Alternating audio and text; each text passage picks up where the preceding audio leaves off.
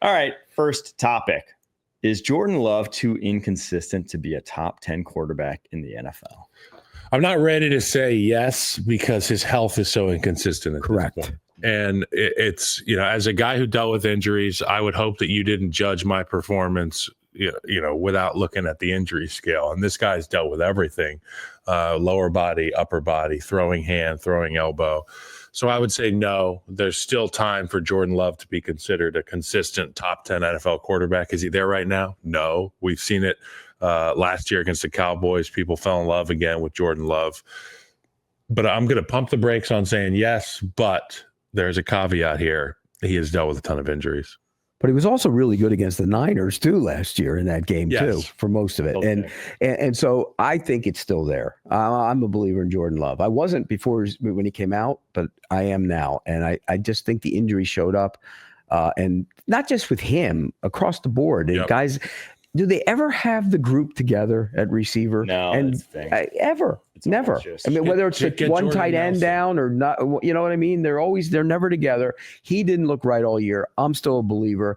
He's got to be less cavalier with the football. I mean, I always say that about Cam Ward. He's got a little cavalier with the football. I think Jordan Love has to be less cavalier. I do think he's a little too inaccurate to ever get to like the top tier of guys. I think he's never going to be Mahomes, Lamar, Allen, Burrow, Jaden, Herbert. I think those guys are like Herbert. But I mean, I'm with you on Herbert, by the way. But right now it's open season on Justin Herbert. It is open season, but I still think those six. I just never see him cracking those guys. But he could be the next guy if given he's healthy, given that the situation around him is better. But I do just think the inaccuracy aspect of his game, he's just not a pinpoint guy. By the way, so he's probably always going to be fringe top 10. If we've learned anything in the last couple of weeks, it's that there's 4 elite quarterbacks, and that's it. Yeah. 4. There's 4 of them: Lamar, Mahomes, Allen, and Burrow. And then and I'm a Justin Herbert guy more than most people. I'm with you, Mike. Yeah. But there's a drop down after. I also agree with that. I think Jaden could get into that mix. Yeah. Could. But I agree that those 4, which is scary to even say. Some of us thought he was the best quarterback in the draft last year. Go ahead, Pete. Have at it. Take your lap. What about Woo, Pete, victory lap. Woo! Hey, you know why? I get the Will Levis going the other way. Will Levis is circling the toilet bowl. I think Will Levis goes to the Rams and spends a year or two as a backup. He will end up being a good quarterback in that system. There you go. You're hanging on to the life raft. Yeah, I like that. I actually am not. I don't think it's over for Will Levis. I don't His either. pocket presence is an abject disaster, but he has is actually one of his biggest, his accuracy has improved a lot, even since Kentucky. So I think there's hope. I think his guys like him too. Huh? Yeah, because he's going to work his ass off. I think the guys like him. Yeah. Which is important. And by the you way. saw Rand Carthen did an interview the other day and was asked about it. And he said, look, I still think it's 4 offenses in 4 years for the kid. Yeah. It's tough to do. I had 5 coordinators in 5 years. 3 head coaches. You're an They all offensive said block line the guy. slug. I don't care. We still got to be the smartest guys on the field. I know. Okay. Believe me. People say quarterback's the hardest. I don't think so. I think it's still a sluggo. because you got to be smart while you're getting the shit kicked out of you every play. That's tough. It is. I would not know. I've never. Take my word for it, bro. I will. All right. Next one. Do the Steelers need to consider moving on from Mike Tomlin? If so, who do they go for? Yeah, they should. And it's got to be it's not you, it's me situation with Pittsburgh. If you're going to be voicing that opinion to You've Mike had Tomlin. that told to you before. Well, yeah, it's definitely not you. It's me. Oh, well. That's my line. Oh, well. See ya. So Tomlin, great coach, going to be a Hall of Famer. But they just haven't been able to get over the hump there. And the situation hasn't been right recently. The quarterback roster situation has been a disaster. You get Justin Fields, you get Russell Wilson, you got, what does Madden say? You got 2 quarterbacks, you got no quarterbacks. Stars on their defense not showing up in the last month of the season. Oh, you calling out TJ Watt? No, I'm just saying stars on the defense. That's TJ what I'm Watt. saying. How many stars they got besides Cam Hayward? They got a And couple. Cam Hayward. I guess Minka Fitzpatrick. And, They got a no, couple. he's not a star. Minka Fitzpatrick for that conversation. He's not a watched star. Minka He's not a star. Fitzpatrick get planted like a daffodil. He's not a star. He had a the bad other day. year. He had a bad year. He should be in the Pro Bowl. So Mike Tomlin with a fresh start, I think would be good for the Pittsburgh Steelers, and it would be good for Mike Tomlin. If he wants to go, that's fine. I wouldn't get rid of him. Dallas? I think these teams have overachieved. Every one of them. That's why he's getting whacked in the playoffs. His teams aren't very good. And so is he to blame for that? No. Well, who's making all the decisions then? Well, they hired a general manager from the Eagles who's making football decisions along with Omar Khan. Was Andy Weidel? Is that his name? Yeah. And so those guys are making the football decisions. They can all take a vacation, a long one. Take them to the train station. Here's the problem. If you don't have a quarterback, which they don't, and there's much to blame because they drafted Pickett and it didn't work out, then you have problems. You're not going to compensate for that. I don't care. And they don't run the ball very well. They start a bunch of rookies. Their rookies. O-line was insanely banged up, though. Right, and the rookies on that line, too. And they're going to be better. But Frazier, we like him. Frazier's great. They had Frazier got injured. He got injured, and McCormick got hurt. McCormick had to play early in his career. They'll be fine on the offensive line. My issues with the Steelers are this. You know what you are. You're a team that goes moonballs to George Pickens. If you're a coach that runs to coaching and not away from coaching, if you're a coach who's lauded for culture, if you're a coach for having secret handshakes with all your guys, then you should have some sort of secret messaging to get George to lock in, because there's way too many weeks where I just go for the playoffs. There's way too many weeks where I'm like, what is this guy's problem?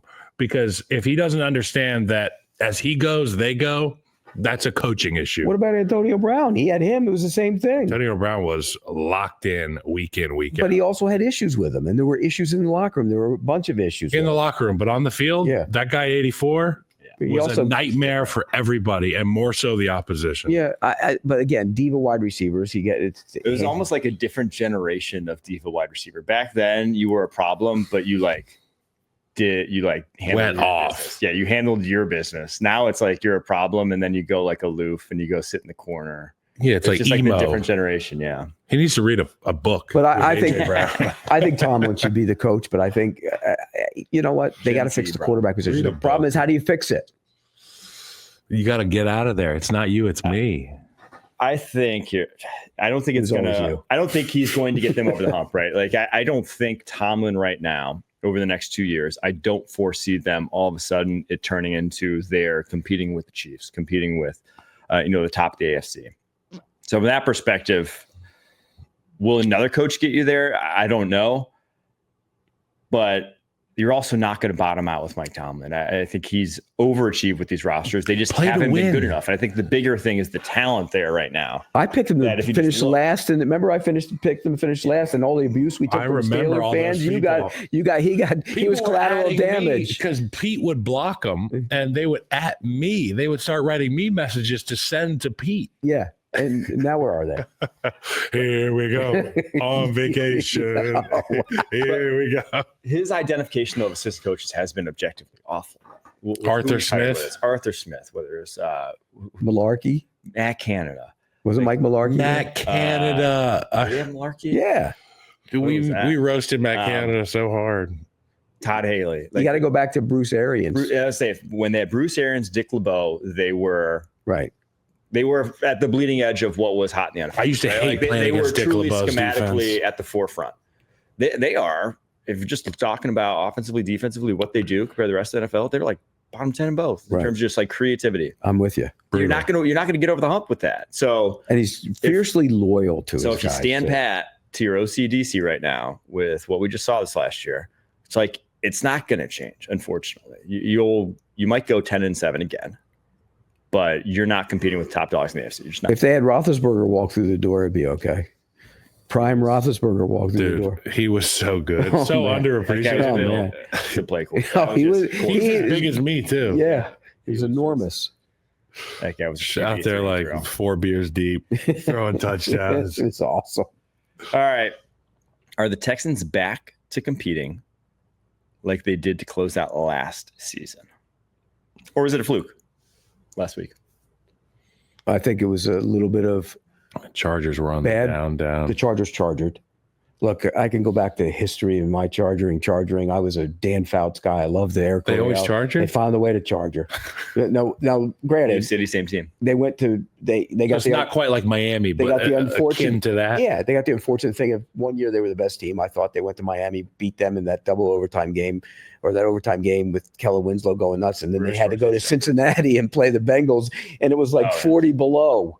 I mean, and they couldn't throw it around in those situations. So Was that Boomer days? No, that was before Boomer. Okay. But this was like one of those games where, they would win if it was in a good weather conditions, and they didn't. So they always have charging moment. Rivers hurting his knee.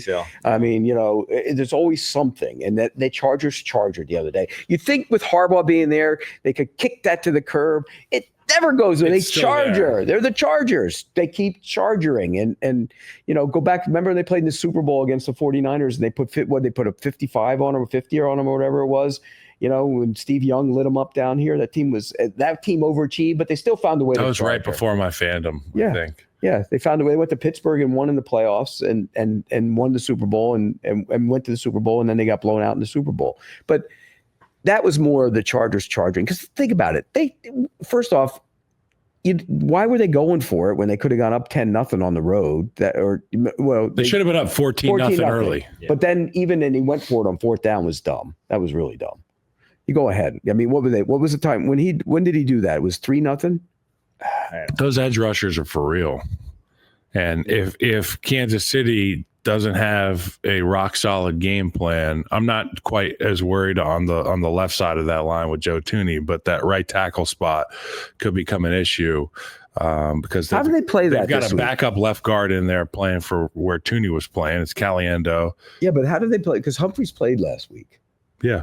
Do you keep Thuney at left tackle? You keep it the same. I would keep it the same. You keep it the same because what it does is it gives Patrick the opportunity to see what's in front of him and know for a fact that these edge rushers are going to be run by. They're going to be set inside out, and he's going to have a spot to step up in the pocket, sometimes sprint up in the pocket. He becomes as dangerous as anybody when running towards the line of scrimmage because he can scamper out there. He's just fast enough. But when he runs up, it gets eyes, and they do as good a job as anybody on the scramble drill on the second level of that offense. That's the other thing. The Derwin James interception, I mean, if that happens, how's that game play? I mean, look, the Texans were better.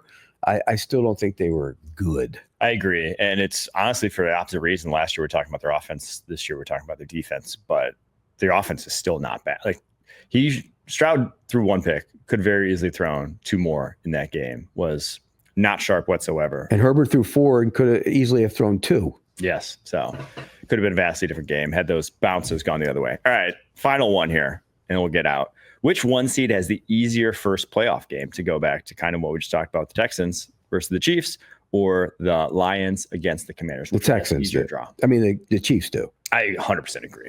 But you know what? Because like every close, low-scoring game, Chiefs win. So if it turns to a close, low-scoring game. But remember, they played about, a month ago or 3 weeks ago, and it was a relatively close game, but that was before Tank Dell went out. You're telling me that the Texans have an easier game than the Commanders? No, the Chiefs have an easier game than the Lions. Okay. Yeah. The Lions have, in my opinion, for what you don't play attention to the Lions reading your book on the sideline. I think that the Lions have a tougher. Yes. Yeah, sorry. Lions have an easy. So no. The Lions are going to be at home against a rookie quarterback. I just am hard pressed to find a group offensively that can go out there and match production with the Detroit Lions, particularly at home. That place is an insane asylum. And you add to the fact that their team is really good, that place is going to be so hard to play. Jaden Daniels is as good as anybody, but I think the road stops here for the Commanders. Well, no, I think it'll stop, but I think you'd rather the Chiefs have had a month off. You'd rather play the Texans than the Commanders. I don't know about that. What do you say?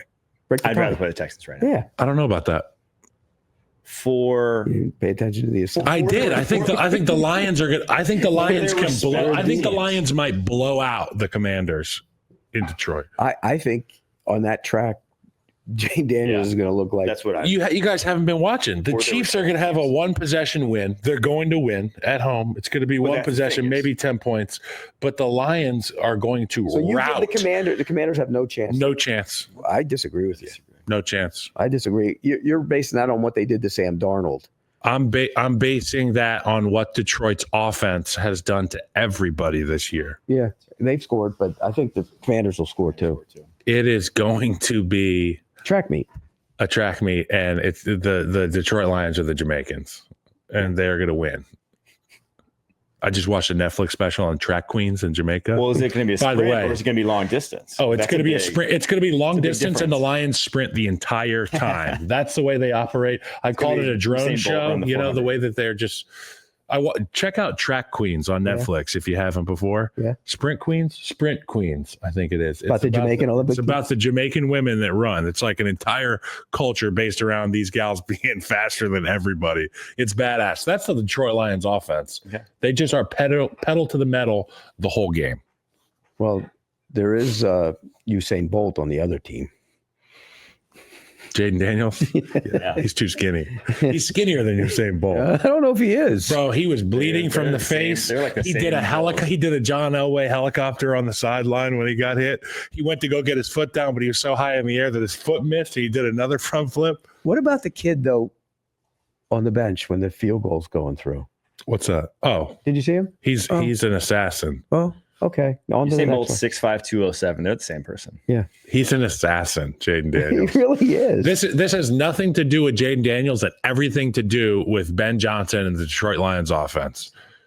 That's what I'm It's not like the saying. Commanders' defense is god awful though. No. It does not matter.